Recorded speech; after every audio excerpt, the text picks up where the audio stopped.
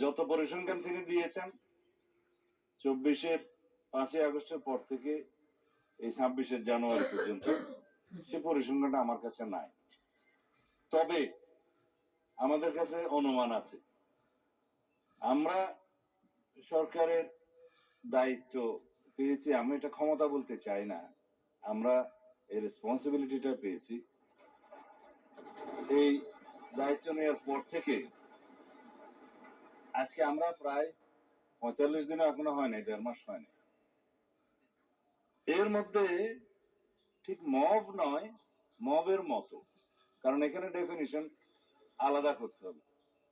কোনটা গাইবান্ধার পলাশবাড়িতে থানায় গিয়ে হামলা, সেটা কি মব হবে?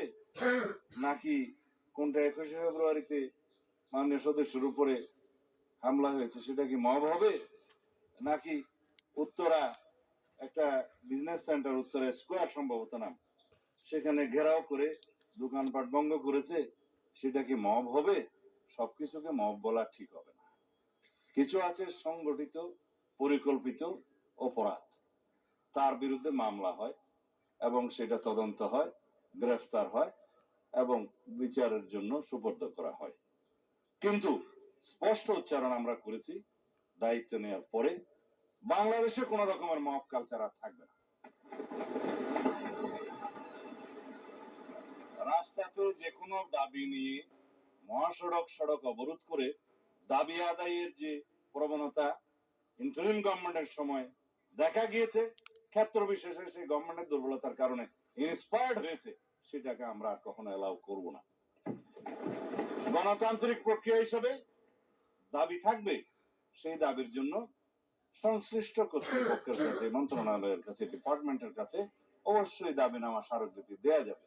সেই জন্য জনমত সৃষ্টির জন্য সেমিনার, সিম্পোজিয়াম আয়োজন করা যাবে এবং প্রয়োজনে সেটা একটা জনসমাবেশের মাধ্যমে প্রকাশ করা যাবে এবং association right two association, right two স্পিকস, এগুলো আমরা এনশিওর করব, সেটা করা যাবে। Democratic culture.